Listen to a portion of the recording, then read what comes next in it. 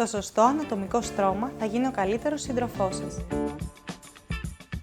Σας δίνουμε απλές και χρήσιμες συμβουλές σωστής χρήσης και φροντίδας του στρώματός σας, ώστε να διατηρήσετε την υψηλή του απόδοση, την υπέροχη αίσθηση άνεσης που σας προσφέρει και ταυτόχρονα να διασφαλίσετε την εγγύησή του.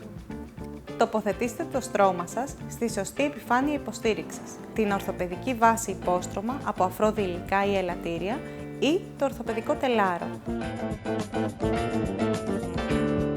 Χρησιμοποιείτε ειδικό προστατευτικό κάλυμα. Το ειδικό κάλυμα προστατεύει το στρώμα, το διατηρεί καθαρό και το εξασφαλίζει άριστες συνθήκες υγιεινής.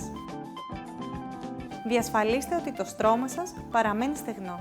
Αν λερωθεί, καθαρίστε τοπικά με ειδικό καθαριστικό. Το στρώμα απορροφά τη μυρωδιά του σώματος. Επιβάλλεται λοιπόν να το αερίζετε μία φορά το μήνα, αφήνοντάς το εντελώς ακάλυπτο για μερικές ώρες, έτσι ώστε να διασφαλιστεί η υγιεινή του.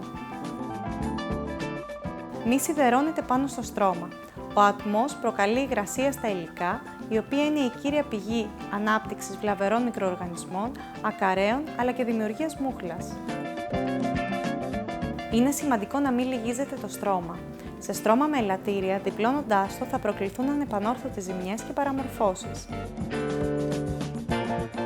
Συστήνεται τακτικά κάθε 2 μήνες το γύρισμα του στρώματος. Ο τρόπος με τον οποίο μπορούμε να το γυρίσουμε είναι περιμετρικά, κεφάλι-πόδια, αλλά και πάνω-κάτω.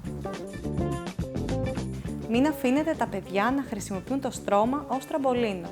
Αυτό μπορεί να προκαλέσει μόνιμη παραμόρφωση στα ελαττήρια, χωρίς τη δυνατότητα επιδιόρθωσης. Τέλος, είναι σημαντικό να μην αφαιρείτε την ετικέτα του στρώματος. Είναι κομμάτι της αυθεντικότητάς του και επιπλέον απαραίτητη για την ισχύ της εγγύησής του.